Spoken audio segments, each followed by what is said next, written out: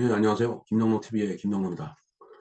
9월 28일은 뭐 아주 너무나도 유명한 날이죠. 바로 9.28 서울 수복의 날이 되겠습니다. 9.28 서울 수복의 날이라고 하는 것은 이제 6월 25일, 1950년 6월 25일 새벽 4시에 북의 공산군이 이제 기습남침을 했죠. 그래서 그걸 6.25 사변이라고 부른다고 제가 말씀을 드렸습니다. 그 소련제 탱크를 앞세운 그 북계군의 그 막강한 화력 앞에 국군이 이제 여지없이 무너져서 낙동강 전선까지 밀리죠. 그러면서 이제 그 뜨거운 여름에 이제 이제 서울이 함락이 된 거죠. 서울을 빼앗기고 이제 수도가 이제 대전, 뭐 대구, 뭐 부산 이렇게 이제 임시 수도가 이제 옮겨갔는데 낙동강 전선에서 이제 그 전선을 구축해서 이제 저항을 하다가 메가더 사령관이 이제 인천 상륙 작전을 함으로 인해서 허리가 끊겼죠.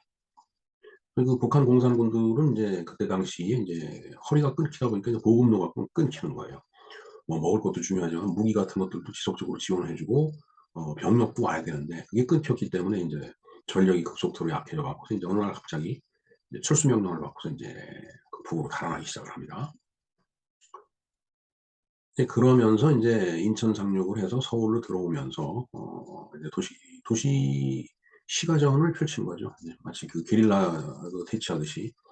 그래서 이제 서울을 다시 탈환해서 그 탈환된 서울을 메가더 장군이 이승만 대통령한테 이제 반환해 주는 그 기념식이 열렸던 것이 바로 9월 28일 서울 수복의 날이 되겠습니다. 자, 이 서울 수복의 날에 대해서 우리가 그 내용을 한번 알아보도록 하겠습니다.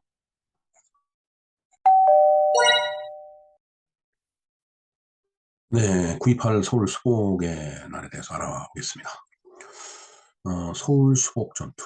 서울 수복을 한 날이니까 서울 수복 전투가 있었겠죠, 당연히. 자, 그것을 제2차 서울 전투 또는 9.28 서울 수복 전투, 뭐 이렇게 부르는 거죠. 네. 제2차 서울 전투라고 하는 것은 이제 6월 25일 날 6.25 사변이 이제 새벽에 기습 남침으로 시작이 됐죠. 그래서 이제 국군이 계속 전방에서 밀리니까 서울을 이제 내줬죠. 이제 한강 다리도 끊어지고 뭐 이제 이랬는데 그때까지가 1차 서울 전투라고 봐야 되겠죠. 이제 낙동강까지 밀렸다가 이제 다시 어, 메가더 장군을 비롯한 이제 그 유엔군하고 국군이 9월 28일 날, 그 9월 15일 날 이제 인천 상륙 작전을 함으로 인해서 이제 9월 28일 날 이제 서울을 수복하게 된 건데, 근데 그 과정이 이제 바로 이제 기록된 이 내용입니다. 6.25 사변의 전투 중 일부로 1950년 9월 15일 실시된 인천 상륙 작전이 성공 이후 9월 28일까지 서울 수복으로 해야 치른 전투이다. 까지가 두 번이 돼 있네요. 죄송합니다. 그러니까 15일 날 인천에 상륙을 한 이후에 서울까지 들어오는데 한 13일 정도 걸렸네요. 서울을 완전히 그 탈환하는 데까지. 참 진짜 인천에서 진짜 소총을 들고 저걸 소탕을 하면서 서울까지 이제 들어오는데 얼마나 힘들고 괴로웠을까요? 또 무섭고. 저도 뭐 전투를 해보지 않아서 잘 모르겠지만 전투를 하다가 보면은 이제 옆에서 그 전우가 막 이제 피를 흘리면서 죽고 그러면은 이제 그때 이제 엄청난 용기와 그다음에 이제 돌격 정신이 이제 나온다고 그러더라고요. 하긴 뭐 동거동락하던 그 전우가 옆에서 죽어가는데 화가 안 날 사람이 없겠죠. 그건 뭐 적도 마찬가지입니다. 자, 인천 상륙 작전을 통하여 인천 월미도에 상륙한 유엔군은 인천과 여러 섬들을 장악하고 서울로 진격했다. 네, 얼마나 그 신이 났을까요, 진짜. 힘은 들어도 공포스럽고. 9월 27일 국군 해병 제2대대는 미 제1해병연대와 함께 영등포와 마포 그리고 서울역을 경유해서 서울시가지를 수복 중이었다. 당시 박정모 소위가 지휘하는 제2대대 6중대 1소대는 중앙청을 수복하고자 심야에 태극기를 제쳐만 채 중앙청으로 진격했다. 치열한 교전 끝에 중앙청에 진입한 박정모 소위와 양병수 2등병조, 2등병조라는 게 이제 현재 하사라는 얘기네요. 그래서 저 당시는 이제 군 계급을 어떻게 불렀는지 제가 잘은 모르지만 하여튼 그 2등 병조라는 게 이제 현재 하사를 얘기하는 계급인가 봅니다. 그다음에 이제 최국방 정영검, 견습수병 등 4명은 참 이름도 정말 진짜 훌륭한 이름입니다. 칠국방 그리고 정영검, 정의로 정의로 뭉친 영험한 검, 이렇게 보면 되겠네요. 칠국방은 뭐 완전히 이제 나라를 지키는 사람이고요. 이름이 견습수병 등 4명은 오전 6시 10분께 서울이 북한군에 의해 피탈되지 92일 만에 중앙청 전면 한간에 태극기를 개양했다. 네, 태극기를 개양하고서 국군은 다음날 수도 서울을 완전 탈환했다. 그러니까 이제 중앙청을 탈환하고서 다음날 수도에서 완전히 그 북괴군을 갖다가 이제 몰아낸 거죠. 네, 이게 이제 9.28 서울 수복의 날이었다라는 얘기입니다. 그래서 우리가 9월 28일을 서울 수복의 날이라고 우리가 명명하고 그에 걸맞는 그 기념식과 그 행사를 이제 하고 있다고 보면 되겠습니다. 자, 그럼 그때 당시에 이제 그 크로마이트라고 해서 이제 인천 상륙 작전을 외가드라군이 이제 그 실행을 했는데 정말 참 그때 당시 뭐 그 인천 상륙 작전 관련된 영화가 몇 편 있는데 그때 당시에 이제 많은 그 사람들이 그 반대를 했었다라는 얘기죠. 왜냐면 사실 그 서해안이 이제 뻘이 길고 그다음에 조수간만의 차가 커갖고 그 쉽사리 이제 상륙하는데 좀 장애물이 많다라고 이제 군사 전문가들이 다 그렇게 이제 예측을 이제 했던 거죠.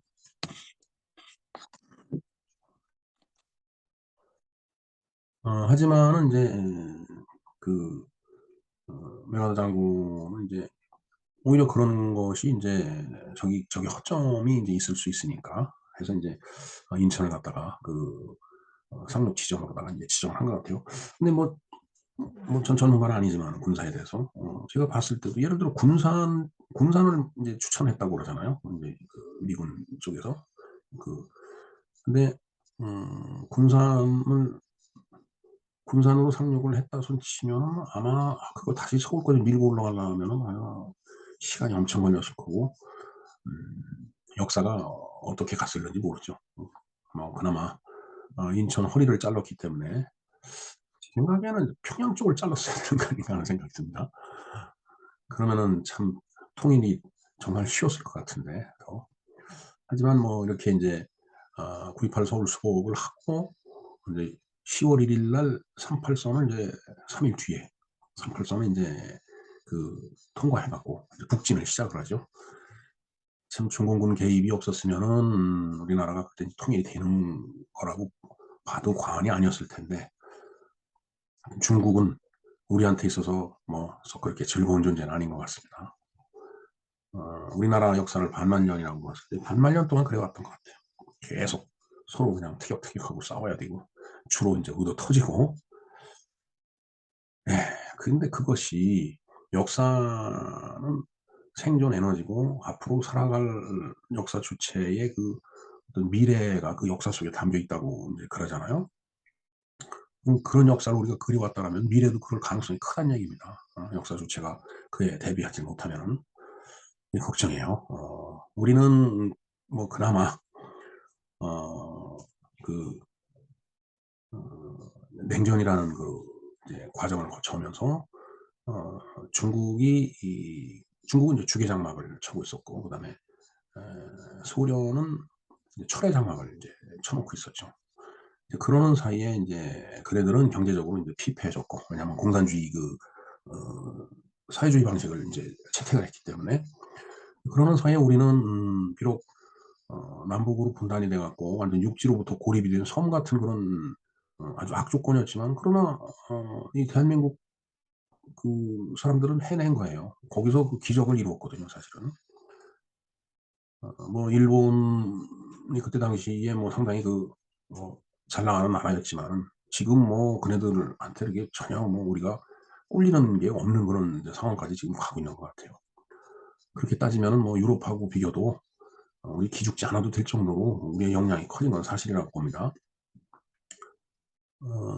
하여튼 그 그러는 사이에 우리는 이제 경제적으로 이제 굉장히 이제 진일보를 했고 중국은 이제 개혁 개방을 이제 우리보다 한참 뒤늦게 했죠. 80년대에 들어서서 이제 개혁 개방을 이제 그네들이 하면서 사실 정치 체제는 일당 독재지만은 경제 체제는 뭐 자본주의나 다름없다고 봅니다, 중국이.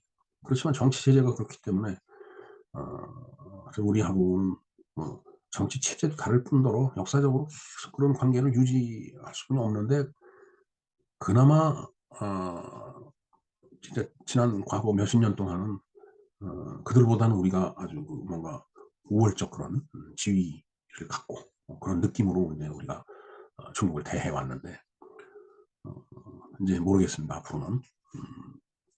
그 우월적 지위가 계속될지. 글쎄 반말년의 역사를 보면 계속될 것 같지가 않아요.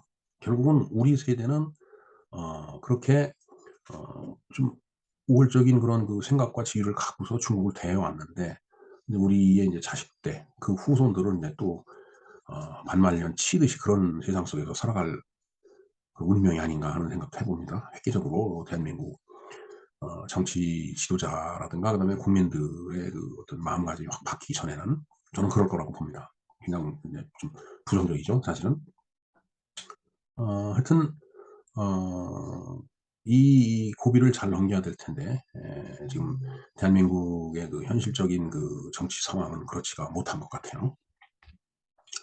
자, 뭐 약간 얘기가 쪼끔 좀 방향이 인제 틀어졌었는데, 다시 그 구입할 수목으로 돌아가면, 자 65년 전에 메가더가 인제 "서울을 수복하면 바로 이승만에게 넘기겠다."라고 인제 그 위사령부에다 인제 보고를 인제 했다고 합니다.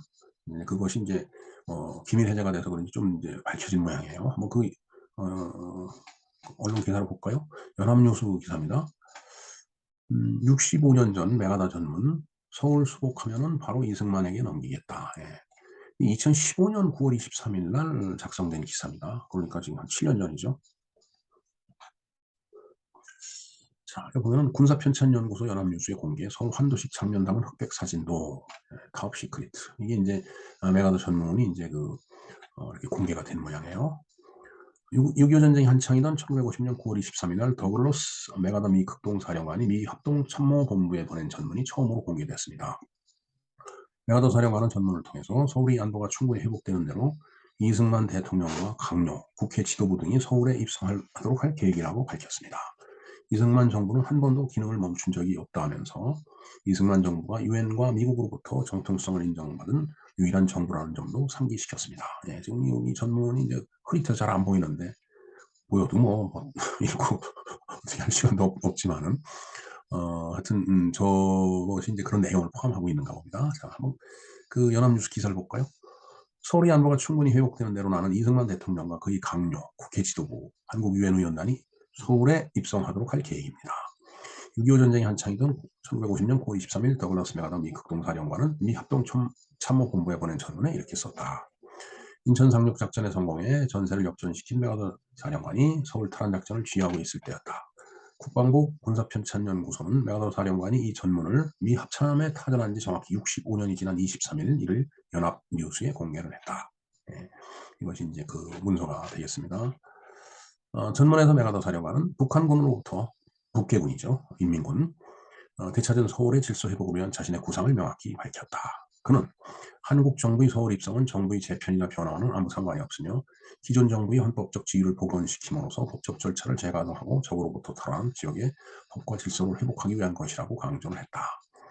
서울 탈환 작전을 마무리하는 즉시 서울의 통치권을 이승만 정부에 넘기겠다는 것이다. 메가더 사령관은 현존하는 정부 이승만 정부는 한 번도 기능을 멈춘 적이 없다. 이승만 정부가 유엔과 미국으로부터 정통성을 인정받은 유일한 정부라는 점도 상기시켰다." 그랬죠. 이승만 정부가 인제 서울에서 인제 철수를 하면서 뭐 대전으로 갔다 또 부산으로 갔다 대구로 갔다 다시 부산으로 갔다 그러면서 인제 다시 수복이 돼서 인제 서울로 올라온 거죠. 그리고 인제 혹자는 인제 그런 과정을 놓고 막 그 이승만 정부 인제 욕을 하죠.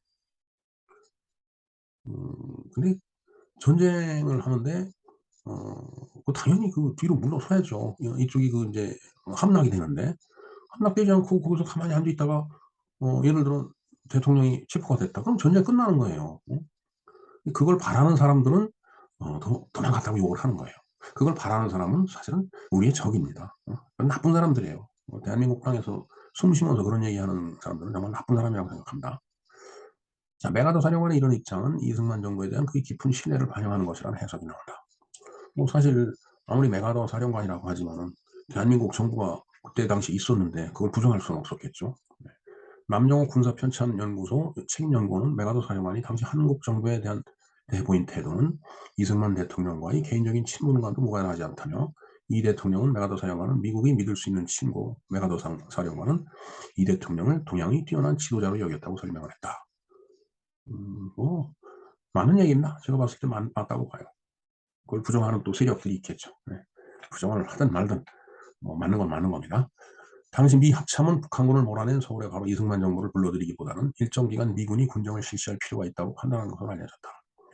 남보람 군사편찬연구소 연구원은 사료를 보면 미 합참은 서울 수복 직후 미 8군이 군정을 하는 방안을 추진했다며, 이승만 정부가 통치권을 행사하게 된 데는 메가더 사령관의 의지가 결정적으로 작용한 셈이라고 해석을 했다.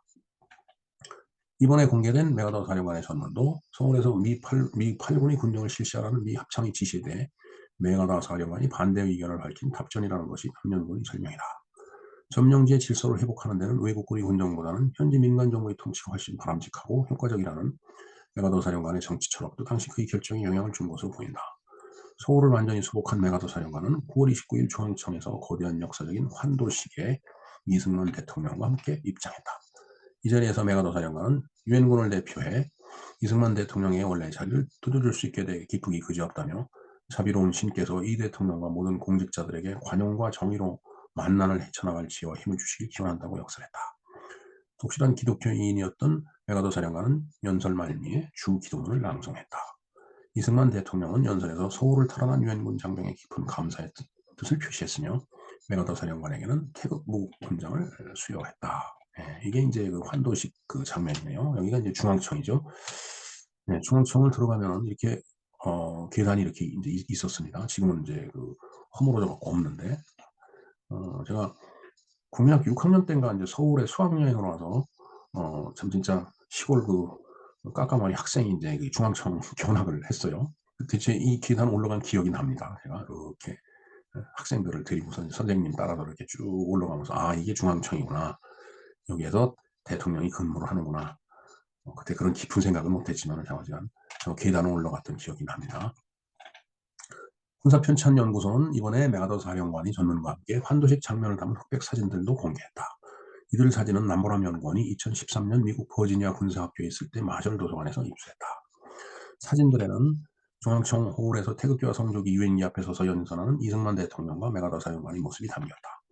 연설을 듣는 청중의 모습도 보인다. 대부분 서울 탈환 작전을 주도한 유엔군 간부들과 한국정부 관계자들로 환도식의 역사적 의미를 생각하는 듯 의자에 앉거나 벽에 기대선 채 이 대통령과 메가더 사령관의 말에 귀를 기울였다. 사진에 잡히지는 않았지만 홀 밖에는 서울 수복의 감격을 함께하고자 찾아온 서울 시민들이 운집해 있었다고 한다. 뭐 당연한 얘기죠. 예. 예, 이게 이제 그 환도식 장면이네요. 환도식 장면을 찍은 사진들 가운데 청중의 모습을 담은 것이 공개되는 것도 이번이 처음이다. 환도식이 어떤 규모와 분위기로 치러졌는지 정확하게 고정할 수 있는 사료가 발견된 셈이다. 남보란 연구원은 환도식 사진을 보면 전쟁통에서도 서울 수복의 의미를 살리고자 격실 갖추려 한 노력이 엿보인다며, 역사의 한 페이지를 장식한 인물들이 한자리에 모인 의미 있는 사진이라고 말했다. 예. 여기서 이제 우리가 그때 당시 환도식 장면을 갖다 상상해 볼 수 있겠습니다. 예. 차렷 경례하는 그 강아지의 모습이 보입니다. 네. 예. 9.28 서울 수복의 날, 어,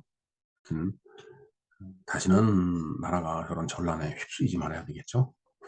하지만 그렇다라고 해서 굴욕적인 그 평화를 갖다가 원하면은 그건 그냥 굴욕적인 평화로 끝나는 게 아니라 이제 그 식민지와 같은 그런 삶이 되겠죠. 정말 정치 지도자들의 그 이제 현명하고 그 통찰력 있는 그 판단과 그 결정을 우리는 늘 국민들은 기다립니다.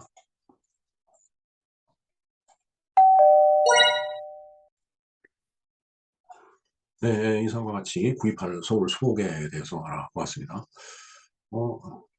사실 의미는 크지만 이 기념일에 대해서 뭐 여러 말이 필요 없다라고 저는 생각을 합니다. 뭐 한마디로 말한다면 힘을 길러서 나라를 지켜야 되겠다라는 그런 말씀을 이제 드리고 싶은 거죠. 물론 뭐 전쟁이 이제 없어야 되겠죠. 전쟁 없이 평화가 유지된다면 뭐 그거보다 더 좋은 게 없죠. 하지만은 어 전쟁이 불가피한 경우가 있죠.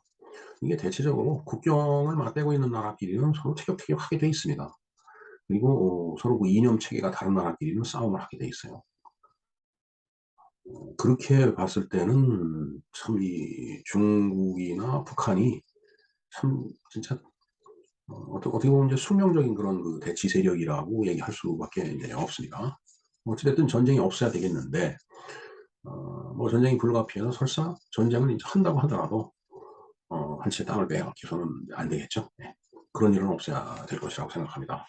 만일에 그런 일이 다시 또 일어난다면 역사의 죄인이 되는 겁니다. 지금 우리는 어 그야말로 진짜 6.25 때와 같이 그런 식으로 또 땅을 빼앗기고 또 다시 찾고 뒤치락뒤치락하는 일들이 그 반복이 된다라면은 어 우리의 모습이 국가사 대한민국이라는 국가사의 모습이 전혀 뭐 아주 그 피폐해지는 그런 이제 상태로 흘러가겠죠. 그러니까 그런 상황을 만들어서는 안 될 거라고 봅니다. 그러기 위해서는 힘을 길러야 된다는 거. 그 힘이 부족하면은 더 힘센 나라와 동맹을 맺어서 나보다 더 힘센 그 우리의 그 배타적인 또 이질적인 그다음에 저런 다른 생각을 하고 있는 그런 집단에 맞서서 싸워야 된다라는 말씀을 드리고 싶습니다. 비굴한 평화, 비굴한 평화 그것이 전쟁보다 낫다라고 얘기하는 그 철딱선이 없는 인간들이 이제 있는데 비굴한 평화가 그 비굴해진 상태에서 그게 평화가 지속되겠느냐라는 얘기죠. 그리고 그런 비굴함으로 어떻게 살아갑니까? 그럼 뭐 비굴한 평화라는 말이 포함하고 있듯이 비굴하기 때문에 이미 그건 평화가 아니에요. 그냥 하기 좋은 말로 언어의 뭐 유희, 장난이라고 할까? 말에 분칠을 해서 아주 멋있는 그런 언어 프레임을 만들어내는 그러한 부류의 그 인간들이 그러한 뭔가 말을 만들어내서 국민을 호도하려고 하는 그런 짓이지 절대로 비굴한 평화는 있을 수도 없고 이미 비굴한 평화는 평화가 아니다라는 얘기. 그래서 평화를 지키기 위해서는 힘을 길러야 된다. 그리고 내 힘이 부족할 경우에는 힘이 더 센 사람과 동맹을 맺어서 그 적대적인 그런 관계에 있는 우리의 이제 적을 에 대처를 해서 정말 방비를 튼튼히 해야만이 평화가 유지되고 지켜진다라는 거 그런 말씀을 드리고 싶습니다. 네. 9.28 서울 수복의 날을 맞아서 우리 그 대한민국이라는 국가사회에 정말 번영과 평화가 영원히 깃들기를 그리고 하루빨리 이 북한 지역을 갖다가 우리가 진짜 평화적으로 그 통일을 해서 거기에서 지금 헐벗고 굶주린 동포들을 우리가 구해내야 하는 것도 이 시대의 커다란 사명이 아닌가 이런 생각을 해봅니다. 그런 의미에서 생각할 것이 많다는 것을 말씀을 드리겠습니다. 네, 이상 김영로 TV의 김영로였습니다. 감사합니다.